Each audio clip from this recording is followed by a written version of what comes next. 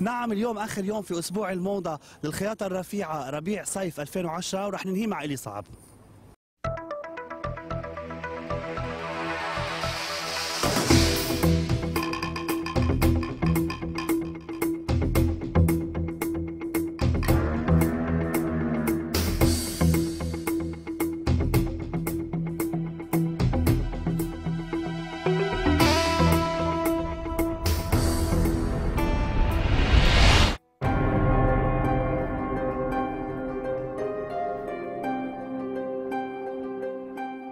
الكولكشن هالمرة كتير رومانتيك، كتير رومانسية بألوان كتير خفيفة فاهية كتير، شفافة شوي، تطريز شوي موجود بقوة، الدانتيل موجود بقوة كمان.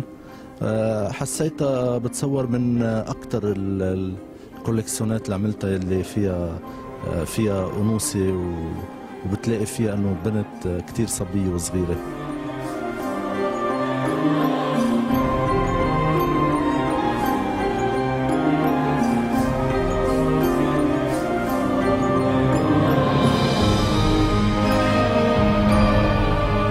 بس حبينا نجيب مانكان عرب تغيير شوي.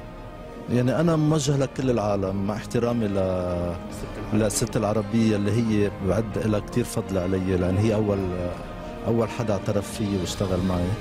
بس بما اني بمثل العالم كله مضطر انه يكون عندي بنات من العالم كله، وفي ايام كتير بيكون في بنات عرب بين المودلز.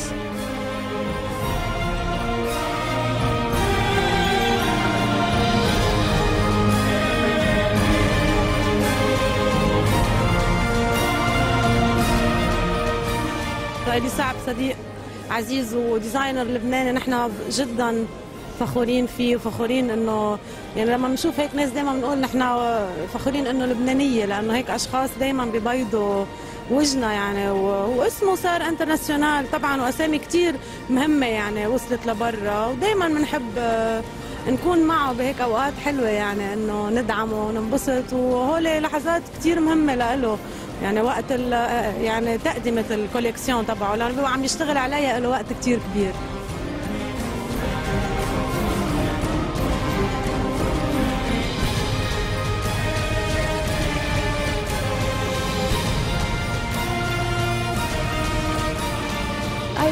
I love him. I mean, I think he's amazing.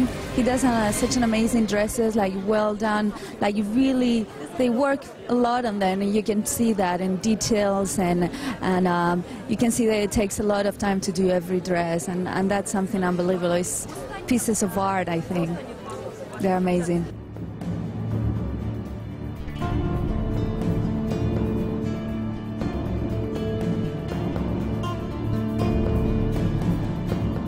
D'abord, c'est quelqu'un que j'aime beaucoup. Je vois pas beaucoup de défilés, je ne vois que les gens que j'aime.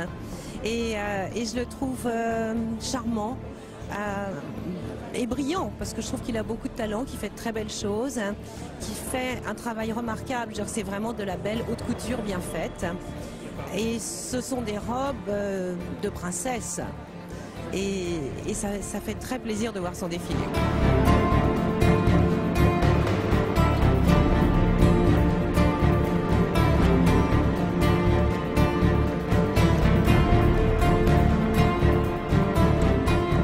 الكوافير حاولنا انه نعمل شيء يكون رومانتيك ومودرن بذات الوقت، لان حتى يمشي مع البوديوم، لان البوديوم كله ستانلس وعاملين كانه البنات ماشيين على المي.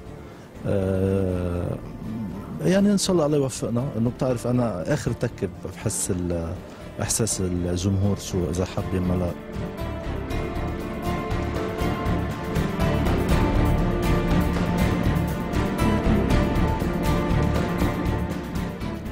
شو الصورة عم نحاول نعمل انه اللاين الاكسسوار كثير عم نشد عليه هالايام، وخصوصا الاكسسوار السهرة، وكثير ماشي وكثير الناس عم تحبه الحمد لله. مؤخرا لبست ستارز بالاورز، انت مش اول مره طبعا بتلبس ستارز، بس اخر مره شفنا كثير ممثلين مغنيين عم بيلبسوا إلي صعب. بتصمموا لهم حسب سور ميزور ولا بنعمل وبعدين بيختاروا هم من عندك قطع؟ لا بيختاروا من عنا قطع، بس من اكثر لاكثر، يعني المسلات عم بحبوا شو عم نعمل.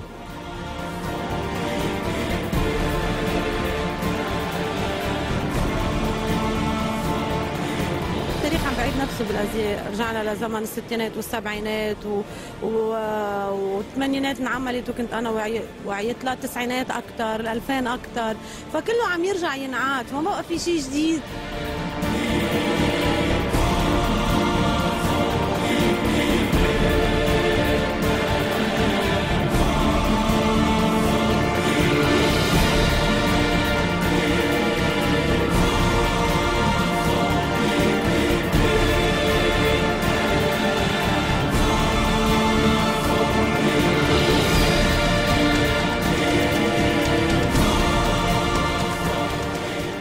مع هذا العرض لإلي صعب ينتهي أسبوع الموضة في باريس. نلقاكم الموسم القادم بألوان وقصات جديدة.